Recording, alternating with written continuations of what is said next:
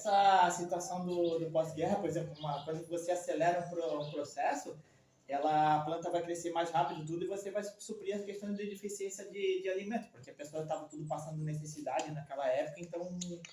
Mas só que começa, com o tempo, a gente vai começar a se perceber que a utilização de muita química no solo, ela vai desestruturando o solo do nível que ela vai esterilizando e depois você não tem mais o que fazer. Então, ela, a princípio, no começo ela funciona, só que depois ela vai começar a desandar. E esse desandar, ele vai começar a surgir principalmente a questão de aparecimento de pragas, porque tu tira esse desequilíbrio, gera um desequilíbrio, muita vamos pensar assim, ó, das controles de doenças que tem, são diretamente vinculados com a raiz da planta. Só que aí o que acontece? A gente desenvolve mecanismos para você manter a raiz sempre da planta saudável para evitar qualquer coisa que vai acontecer em cima dela. Se sabe que está acontecendo alguma coisa, é algum erro de manejo que você está fazendo.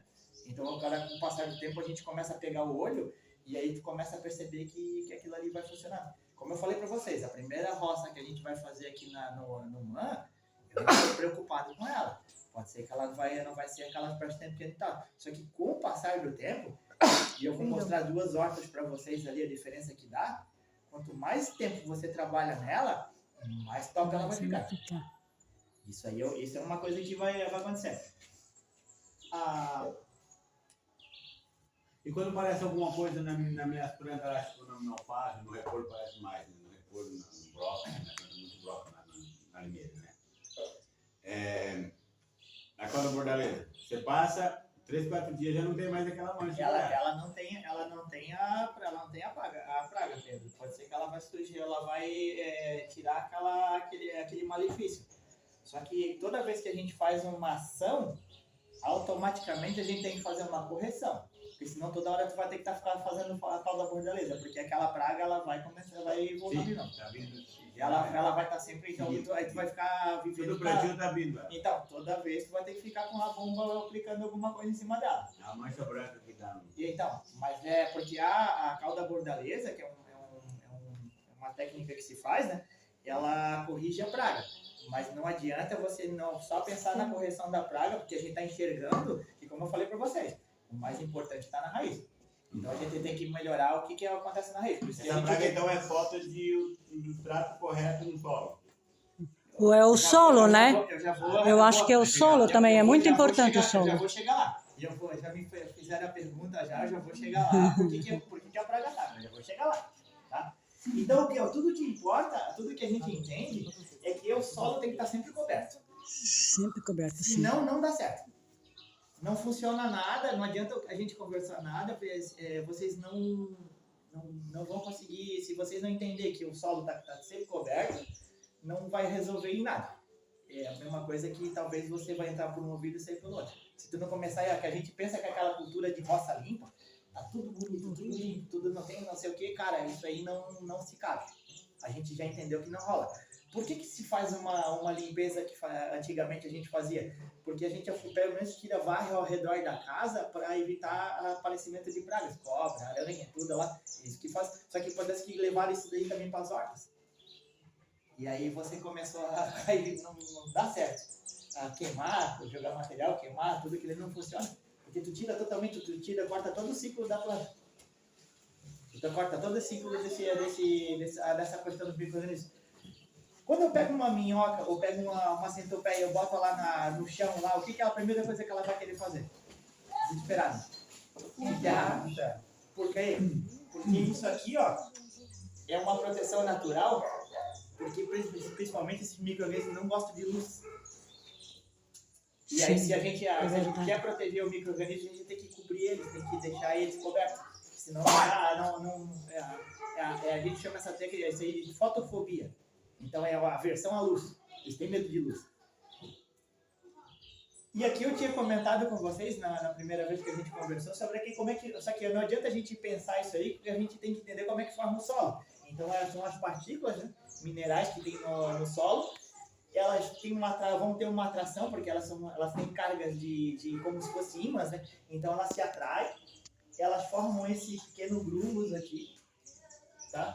E esses grumos aí, eles servem de cobertura para os micro-organismos. Os micro-organismos vão se infiltrar ali dentro eles vão, como se a gente está protegido aqui tendo essa aula, então eles vão servir de casa, de cobertura para eles, de proteção. E ali, o que acontece? Então, quando a planta quando eles entram aqui dentro, eles criam um negócio chamado cola bacteriana. O que essa cola bacteriana faz? Ela cria uma estrutura como se fosse as portas, janela, tudo lá. Então ela deixa quem ela quiser entrar, é como se fosse, tira esse efeito. Quem ela quiser entrar, quem que ela quer que saia. Então ela consegue fazer e fica totalmente protegido. Qualquer praga, qualquer predador natural vai dificultar para ele para poder consumir aquela bactéria, aquele microvírus, aquele fungo que está ali. E como é que ele fica na planta? Então ele fica aderido a pequenos... cada pedacinho da raiz, que a gente já vê a raiz principal, ela começa a emitir folículos, né? Como se fosse cabelos. Então ela vai entrando dentro desse gruminho, então cada bolinha daquela dali é um grumo daquele dali. E isso aqui, quando a gente está na nossa horta, a gente consegue perceber, a gente puxa uma planta dessa e tu tem que perceber se ela está formando isso aí. Então, se tu tá lá com o teu problema, tu tá com um ataque de praga, tu pega, sacrifício uma alface, uma brócolis, levanta ela e vê como é que tá o sistema radicular. Se ela não vem com tudo isso aqui aderido, já tá com problema.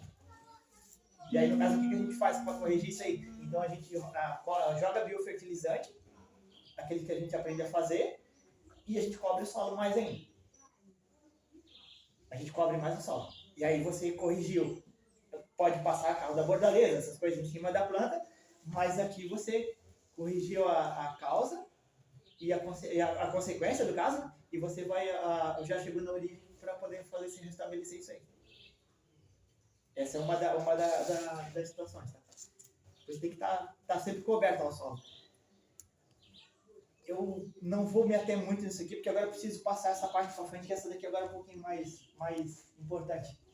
A gente falou do micro-organismo, a gente já conversou que a gente utiliza, você já deve ter feito a técnica lá com as meninas, se não fizeram, vão fazer ainda, que isso aqui faz parte, colocar o arroz no bambu, aí capturar micro-organismos, aí a gente vai pegar a água da nascente, não pode ter água com cloro, a gente vai jogar dentro do recipiente, que esse aqui é uma válvula, que a gente chama essa válvula aqui, tecnicamente, de airlock. Então, o que ela faz? Ela evita que, como esses micro-organismos que estão ali aderidos na base da raiz, eles não toleram ar, eles são anaeróbicos.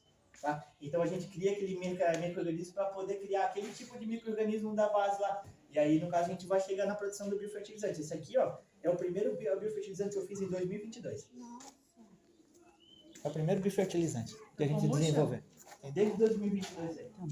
Não é como estou brincando. Tu já escutou esse do enzima? Enzima ecológico? Já. É bom também, né? É bom, mas tem coisas simples. A gente tem que dominar, essa é um pouquinho mais avançada. A gente tem que dominar primeiro essas mais simples. Porque, tipo assim, A enzima é mais avançada, né? 90% das pragas a gente vai conseguir dominar só fazendo esse biofertilizante aí. 90% vai pro espaço. Já consegue deixar a planta bem equilibrada. Tá? E aí depois a gente, de 15 dias, então a gente, de 10 a 15 dias, então agora no verão agora começa a aquecer, ela é mais rápida, né? Então a gente pega essa colônia, a gente tritura ela no liquidificador com açúcar e água, né? E 100 gramas de açúcar para cada litro de água, coloca no recipiente, né? Esse pode ser recipiente de vários tamanhos, de várias toneladas, não tem problema. Só que na hora que parou de produzir gás, ele está pronto. Ele tem esse cheiro de vinagre de maçã. Esse aqui é feito desse aí? É aquele que a gente Esse é o resultado dele. Eu lembro que a gente esse é o fez primeiro que ele assim. É o primeiro que ele fez. 2022, isso aí. Quando? 2022 foi que eu fiz isso aí. Claro, isso aí tem que ficar no escuro, né? Como a enzima, né? Ela é o mais correto, né? Porque é para proteger esse micro-organismo. Eu mantenho ele... É parecido com a enzima, então. É a única coisa que você faz do arroz com coisa. Pode devolver para ele, pode devolver. Aí o que acontece? Então gente, aí a gente terminou, aí fez o processo dele, aí utiliza ele sempre nos processos, toda uma semana, uma vez por semana eu faço ele. A gente já adota ele como Toda sexta-feira é o meu dia tradicional. Então a gente tem uma bomba de pulverização Esse sistema, porque esse vai lugar. porque aquele grumo aderido na raiz da planta, quando ele forma aquele grumo ali não tem oxigênio. Ó, gente, ele tá explicando lá. Aquele grumo que tá na raiz da planta, que está grudado na planta, ele não tem oxigênio. Ele não tem. Aí quem faz o controle de oxigênio é essa abertura de porta ali. Eles que fazem os micro-organismos que está ali que controlam. O oxigênio que a gente tem que ter no solo é para quem? Para as minhocas, para as centopeias, para as baratinhas, para os calêndulas. É outra coisa. O que está na raiz da planta não tem oxigênio. A gente já está ciente disso aqui. E o que é agora respondendo a pergunta que todo mundo falou. Tá certo? Porque esse mecanismo aqui, ó, a fotossíntese, tá? É o que faz a planta crescer e faz a planta ficar saudável. Só que o que a planta faz? Ela recebe o CO2 por baixo da folha, o gás carbônico por baixo da folha, ela pega o ar, a luz solar em cima, aí aquela parte verde da folha aqui, ó, tá cheio de cloroplasto, que são as células que as verdes, né? E o que acontece? O que ela vai fazer? Então, nesse mecanismo aqui, ela vai pegar água, esse gás carbônico, aí ela vai pegar a luz solar e ela vai na clorofila da planta, que é o cloroplasto, né, aquela célula verde. Dentro da célula daquela ali existe um órgãozinho ali chamado mitocôndria, né? E o que ela vai fazer? Então, ela vai produzir glicose e vai liberar oxigênio. O que essa glicose vai fazer, gente? Aí que mora o X da questão. Ela vai entrar por baixo da planta e 20% fica retido nela e 80% ela manda para a raiz. Para alimentar quem? Bingo. Então a gente está cuidando da raiz. Se a gente está cuidando da raiz, a gente está fortalecendo a planta. O que o micro-organismo vai fazer? Aquele gruminho lá. Ele vai pegar os minerais do solo e vai deixar biodisponível para a planta. Aí o que vai acontecer aqui? Esse mecanismo da fotossíntese, ele existe 4 níveis de açúcar que a planta tem. Tá? O primeiro nível é aquela planta amarelada, que não vai para frente, não vai para trás, cheio de pulgão, cheio de coisa nada. Aquele segundo é aquela planta que estava começando a ser atacada pela praga. A terceira já é um nível que tu vê que a planta está bem saudável. E o quarto, tipo assim, ela parece o Superman lá na história. É aquela planta assim que tu vê que, nossa, meu Deus, essa é a planta mais bonita que eu tenho aqui. E aí, no caso, a gente tem os 4 níveis de açúcar. E o que esses 4 níveis de açúcar nos indicam sobre a questão da produção de alimentos? O terceiro e o quarto nível, gente, ou ela é nutracêutica, ou ela é produtora de medicamentos. Porque o que é o fitoterápico? O que é a parte nutracêutica que nutre a pessoa? Tá? É a quantidade de nutrientes que essa planta tem. Se eu pegar uma estrutura que ela está fraca, ela que se quebra totalmente, né? O que deixa essa estrutura forte é a quantidade de minerais que ela tem absorvido. O que ela vai pegar? Ela vai pegar essas glicoses, ela vai começar, você já deve ter escutado falar sobre isso aí, tá? Ela vai pegar essas glicoses simples, como é que ela faz quando ela precisa do nutriente do solo?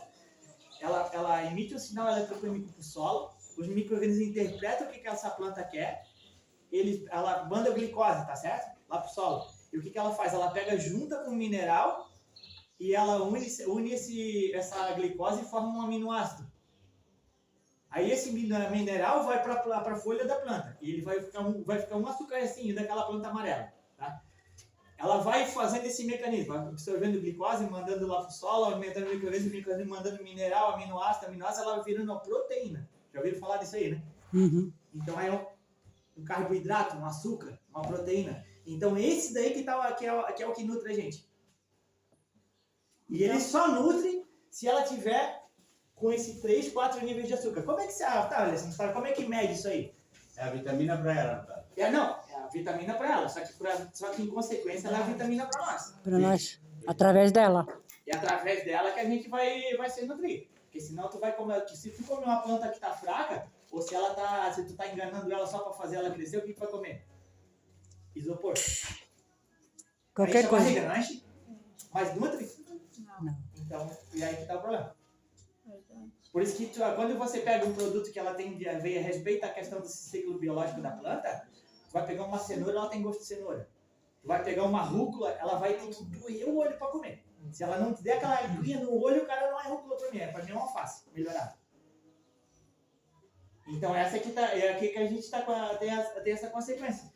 Então, quando a gente entende que a gente tem que cuidar do solo, tem que cobrir o solo, para alimentar os micro-organismos que vai alimentar a planta, porque aquilo ali existe uma troca, e essa troca, a gente tem um nome técnico, a gente chama de simbiose. Você tem essa interação, é como a gente está aqui, todo mundo entre amigos aqui conversando, então a gente tem uma amizade, e essa amizade, só que nenhum quer prejudicar o outro, porque está todo mundo se ajudando aqui, está todo mundo aprendendo, todo mundo vai levar para frente isso aqui, então essa aqui é a ideia. Então essa simbiose depende desse vocês entenderem esse mecanismo aqui. Não adianta nada você ter a tua produção se tu, pelo menos, não tem esse respeito pelo que está acontecendo com o solo ali. Senão não vai dar certo, não vai fechar. E aí, por isso que a gente utiliza os biofertilizantes, as coisas, para que serve? Para poder você conseguir fazer uma produção sustentável e forte. Então, o agricultor tem que ter esse conhecimento para poder saber fazer essas direções. Quanto mais o senhor faz isso, mais bonito vai ficar. E a medida desse aí para... 10%. 10%. É uma garrafa de 2 litros para uma bomba de 20 litros. É uma porradinha, né? Dá bom. É um churril massa aqui. Isso aqui, gente, é uma escala que tem um agricultor que a gente já faz muito tempo que a gente está seguindo ele, que é o Ernest Goethe. Ele trabalha com o sistema agroflorestal.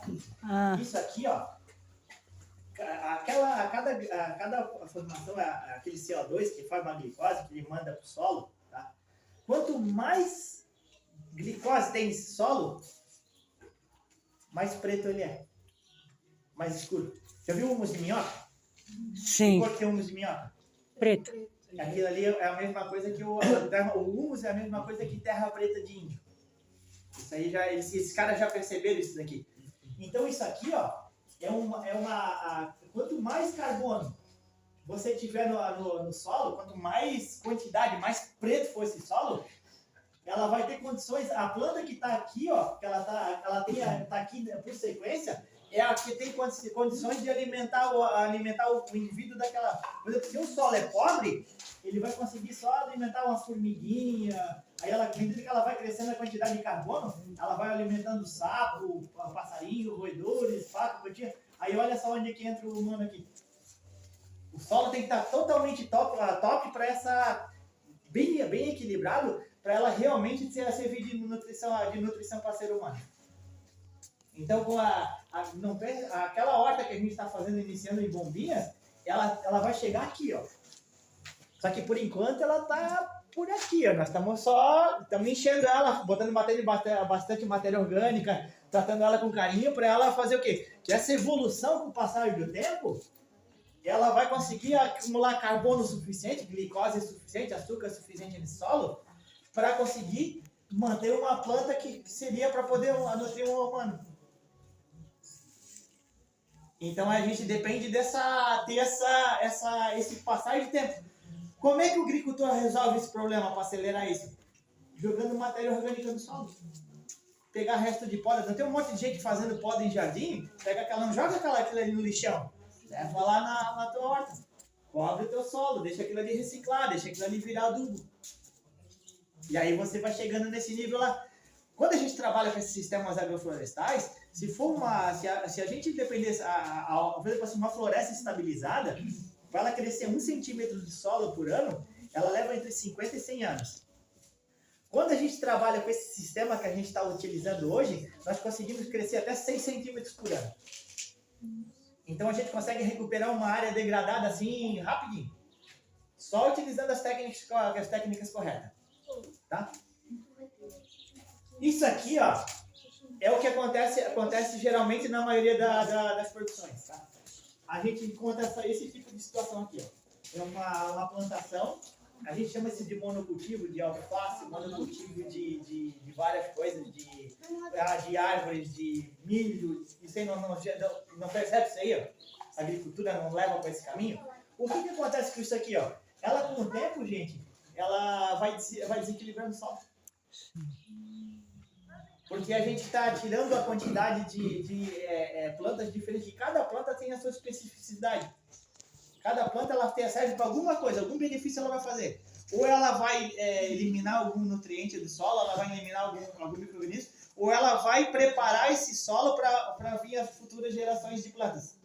Então pode-se dizer que esse monocultivo, ele, com o tempo, ele vai degradando. Ele vai degradando o solo. Se ele permanecer, se a gente não assim, ó, tendo árvore, pelo menos a pessoa colocando uma árvore, já é melhor do que nada, tá?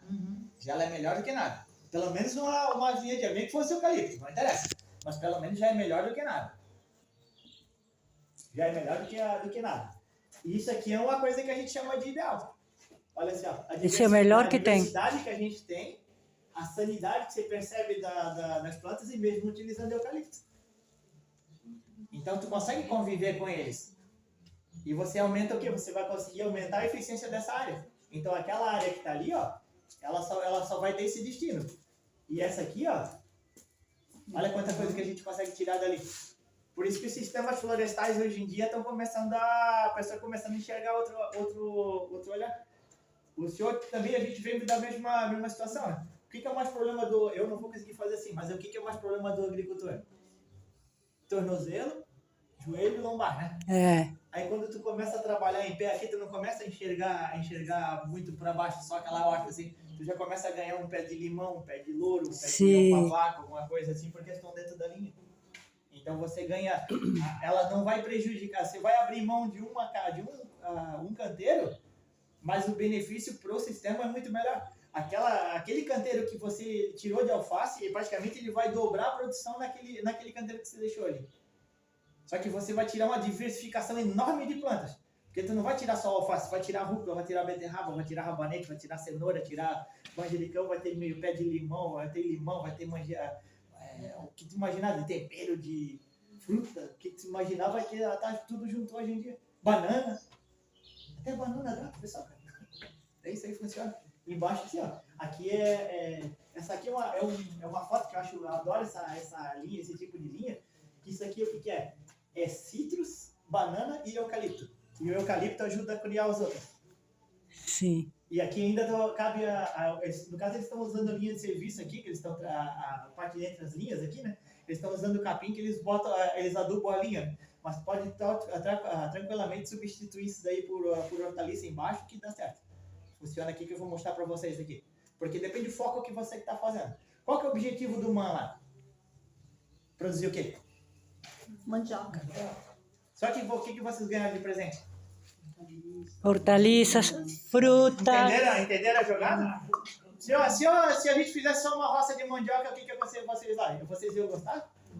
E hoje em dia não dá outra cara? Chega lá, por exemplo, tu vai lá, tá cuidando da mandioca, tá ajudando ela ali, ó. Só que você tá levando uma saladinha pra casa, tá levando um temperinho, tem uma cenourinha. Já tem várias coisas. E aí você tá movimentando aquela horta. Isso que é importante. Então o foco depende dessa questão desse foco. Podia ser um projeto chato. E flores punk também. Podia ser um projeto chato, se fosse imaginar assim, né? E aí, no caso, quando a gente começa a olhar a ótica, a gente fala, poxa, olha só, a ideia já veio de frente. Então, acontece, a gente tem que sempre de cabeça aberta, gente. Porque tem muita gente estudando, assim, tem muita tecnologia vindo, que ela está ajudando muito. E outro recurso que eu deixei importante para vocês lá. A gente está tentando plantar sem água. Sem água? Sem água. Sem irrigação. Sem irrigação. Justo. E o verão? Justo. Como é que vai ser? Não precisa por causa das. Já vamos chegar lá. Já vamos chegar lá. Sabe uma coisa muito interessante que eu fui criada na roça, nesses sistemas assim. E você falando de tecnologia, mas isso é uma tecnologia muito ancestral. Antiga já. Antigamente as roças eram feitas igual a gente estava falando, em morros, no meio do mato, mas era assim, plantado de tudo. E uma planta ia para proteger a outra, que ia para proteger o solo. E os pró- É que assim, ó. E os próprios índios plantavam assim Não, já, pode ser, né? pode ser que eu acho que me expressei. Desculpa, mas pode ser que eu me expressei errado, tá? É que hoje em dia a gente. Esqueceu. Esse conhecimento de tecnologia de produção de plantas, de centro de observação, ele é muito antigo. Tá certo? Sim. A gente consegue artificialmente fazer uma produção de uma planta. Não quer dizer que ela vai ser a planta top, tá? Mas o que acontece? Essa observação, hoje em dia, o que eu estou explicando para vocês são tecnologias que a gente consegue comprovar na prática, e na teoria e na prática, como é que ela funciona. Então, esse mecanismo que está aqui, ó, ele tem um quê de lógica para montar ele. Para chegar nesse resultado aqui, ó, tem muita... A gente brinca que é a pessoa que vai para chegar nesse Não, a gente brinca que na época de colégio, eu peguei essa fase também, né? A gente comia muita merenda no colégio. Teve que estudar bastante para chegar nesse nível. Não, sabe o que eu acho também? Que nem todos eram que nem a família dela. A maioria usava muito inseticida. Nessa época mesmo já usava, porque eu me lembro que eu vejo muito no YouTube, né? Eu não tenho essa experiência própria de mim mesma. Que muita gente plantava e achava que o inseticida ia ajudar não sei o quê, para matar as pragas, e que não tinha, sei lá, o que eles pensavam na cabeça deles, né? E não é assim. Aí, através de outros que sabiam, então estavam levando essa ideia que você está levando para nós, para as pessoas também que toda a vida sempre plantaram e desmatavam, né? As coisas. Mas se a gente for analisar que o time, hoje em dia, antigamente era o time que está ganhando assim, mexe. Sim, Isso aqui sim. dá trabalho, porque isso aqui dá trabalho. É o que eu ia Sim, falar, dá trabalho, Pensando nessa linha, o que o pessoal antigamente fazia era pensar que diminuía o trabalho. Porque Que também realmente é dava muito trabalho. claro, dava muito trabalho. A agricultura não é uma coisa assim, não é uma coisa que eu digo, se mecanismo para poder facilitar. Mas que isso aqui dá trabalho. Não tem como ser diferente. E até se ter um resultado também demora muito mais. Demora. Esse. O natural. O natural. Demora muito mais. Mas o que que Como acontece se a gente persistir nessa situação, né?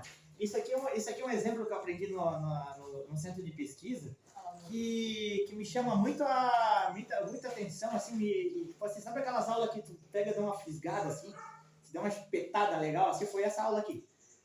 O professor pegou, colocou isso aqui, eu não tenho o slide dele porque acabei perdendo o meu celular, deixei ele morrer afogado, mas eu acabei conseguindo fazer um slide com inteligência artificial, eu falei, vou tentar fazer isso aqui. O que acontece? A tendência dos plantios de monocultivo, que a maioria que a gente conhece, eles são essas situações aqui, esse monocultivo e o solo tudo rachado embaixo. Sim. E porque acaba com o tempo perdendo a cobertura vegetal. Você acaba perdendo tempo. E o que acontece com isso aqui, relacionado à água? O que vocês imaginam? Vai secando. Ela vai desidratando. Então, a tendência dessa água que ela vai fazer, ela vai aquecer e vai evaporar mais fácil. Por quê? Porque esse monocultivo aqui, gente, vocês estão percebendo essas linhas aqui, ó? O que isso aqui fica fácil de acontecer? Bater vento. E o vento encana ali, ó. E o que mais, eu já contei para vocês, né? O que mais desidrata o solo não é o sol, é o vento. Olha que interessante. Isso aí é uma vista. É um corredor de vento. Não, é muito lindo. Em Minas Gerais tem muito disso aí. E se tem como pensamento de lá que é o eucalipto, que é o culpado que pega e degrada o solo. Por causa do monocultivo, então. Só por questão do monocultivo. Sim. Porque naquele caso que a gente tem aqui, ó, esse aqui é um caso real. Esse aqui também é um caso real, tá? Então, com o tempo, você pode perceber que olha a falha de planta que tem aqui, ó. Você pode perceber que é todo falhado, solo. E olha aqui, ó. Porque ali fica todo coberto, só, sempre coberto. E aí, quando a gente cria, essa aqui é uma foto mesmo que acontece, na maioria dos casos que a gente percebe, é esse solo bem degradado, assim. Chega até a rachar com o tempo. E a umidade vai se perdendo ali. E agora, no caso de uma floresta, como é que funciona esse ciclo da água? No caso aqui, a gente está entendendo que ela está evaporando, certo? E aí, no caso, quando a gente está perdendo essa água para o espaço aqui. Ela está evaporando e está indo embora. Porque o que é a água? é a atração das moléculas. Enquanto você resfria ela fica próxima da outra.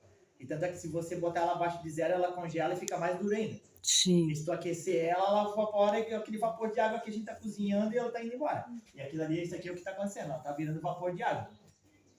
E agora numa floresta? Como é que será que funciona isso aqui? Aí que os pesquisadores começaram a entender que ela faz ao contrário. Ela resfria e a tendência dela, ela resfriar, ela começa a atrair as moléculas de água de novo, elas viram vapor e ela começa a cair no solo. E tanto é que se hoje a gente pegar e sair num horário bem quente do dia, e a gente sair daqui e ir lá na floresta, vocês vão perceber que dá uns 4, 5 graus de diferença, embaixo da sombra da árvore ali. Mas isso é uma floresta, não é só a sombra da árvore. Vocês vão perceber aquela umidade fria, gelada, aquilo ali, ó. Aquilo ali é o vapor de água que fica acumulado ali. E aí é que mora o X da questão. Como é que os caras perceberam isso aqui? Que existe árvores de diferentes alturas e diferentes formatos lá na floresta. Se a gente olhar depois lá para fora, não sei se vocês conseguem enxergar aquela floresta ali fora ali. Você percebe que tem uma ou outra árvore na ponta daquele morro que ela passa a quantidade? Não sei se vocês conseguem ver aí. Então levantem um pouquinho, olha só, presta atenção lá. mais alta, né? Vai perceber que tem uma ou outra que ela é mais alta. Isso, tô vendo. Dá uma olhadinha lá, vê se não olha bem na ponta do morro. Uma ou outra passa adiante da outra lá. Isso. Adiante do sistema. Isso aqui, ó, ela tem a ver com essa, a gente chama de estratificação. Então, acontece, o que é a estratificação? Você entende que que a gente tem a quantidade de luz em cima. O sol é um sol para todo mundo, tá certo? Mas é o que está embaixo que dá a diferença. Aquelas árvores que estão acima de todas lá, a gente chama elas de emergente. Elas estão acima da copa. O que elas vão fazer em relacionado à copa do estrato inferior? Elas vão reter 20% da luz. A outra que está embaixo, ela vai reter 40% da luz. A outra, 60% e a outra 80%. Então a gente não tem diferença tipos de intensidade de luz. Aí vocês falam, Nica, mas a gente já viu isso daí uma vez na vida. Já viram nas hortas que eles botam um sombrite, uma coisa preta, uma tela preta? Então o sombrite de 20%, de 40%, 60% e 80%. Tá, então as plantinhas que eu planto lá e não pega muito sol, que eu reclamo tanto, né? Por elas não pegarem tanto sol, mesmo assim elas vão vir bem. Então, ou não? Depende. Depende. O que acontece? Aí a gente tem que ter o conhecimento técnico, no caso que a gente está passando para vocês, que existem plantas que elas não podem ter sombreamento, tipo milho. Se não pode. Milho não tolera. A hortelã também. Então, o alface, você tolera sombreamento ou não tolera?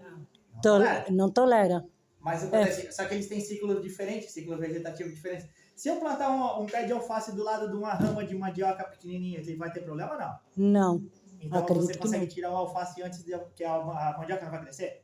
Vai. Então, só que aí você consegue tirar 1, 2, 3, 4 Sim. ciclos de alface até ela chegar numa certa Ela altura. Depois dali existem outros tipos de planta que a gente pode estar colocando embaixo da horta, que elas vão cumprir extrato alto, extrato baixo. Uhum.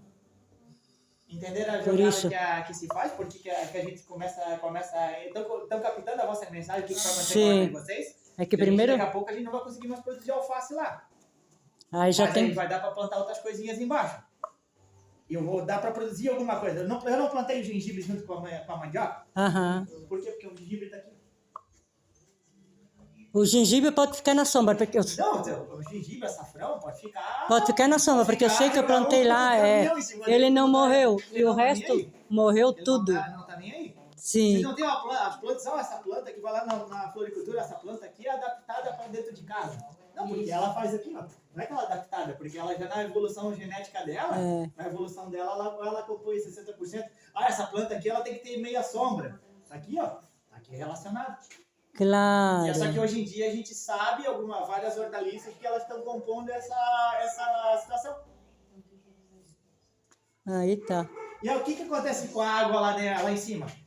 Quando não tem aquelas plantas emergentes, então se elas compõem 20% dessa vegetação lá, o que acontece? Quando o ar passa lá em cima, ele encontra aquela barreira e ele dá uma resfriadinha. Então ele começa a girar e lembra que eu mostrei aquela espiralzinha para vocês ali, ó? O que ela vai fazer? Então aquela água vai vir condensar e vai manter a umidade. E aí, no caso, o que responde essa técnica aqui, ó? Isso aqui, o que o agricultor ele percebeu, o Ernest Great? Que água se planta. Por que a gente começou a botar uma linha de floresta lá para vocês lá? Para começar a segurar a água, barrar o vento, gerar um assombreamento, vai resfriar e você vai aumentar a umidade do local. Então, quando a gente montou o canteiro lá, que a gente escolheu a linha dela, é para pegar e barrar aquele vento ali. E aí, no caso, para você ter o aproveitamento do sol, de incidência de sol, para você conseguir aproveitar esses 20, 40, 60, 80% aqui. Só que vocês pensam, se vocês somar isso aqui, dá um pouquinho mais do que 100%, não dá? E aí, o que aconteceu? Então, os agricultores começaram a perceber isso daí, então eles conseguiram incrementar a produção deles. Se eu fizesse um canteiro só de alface, só plantado com espaçamento comercial de alface, eu ia tirar, num canteiro de 25 metros, eu ia tirar 300 pés de alface. Quando a gente começa a adotar essas técnicas de produção, o mesmo canteiro, com a mesma adubação, eu consigo tirar até 700 unidades de planta. Por quê? Porque a gente respeita o ciclo vegetativo. O alface, o repolho, essas coisas não demoram para crescer. Sim. O repolho, por exemplo, assim, mas demora uns 4, 5 meses, certo? Só que nesse meio campo a gente já tirou alface, já tirou rúcula, já tirou rabanete, então tirou um monte de coisa. O que isso aí vai fazer? A gente não tem um monte de fonte de receptor de carbono, que eu não falei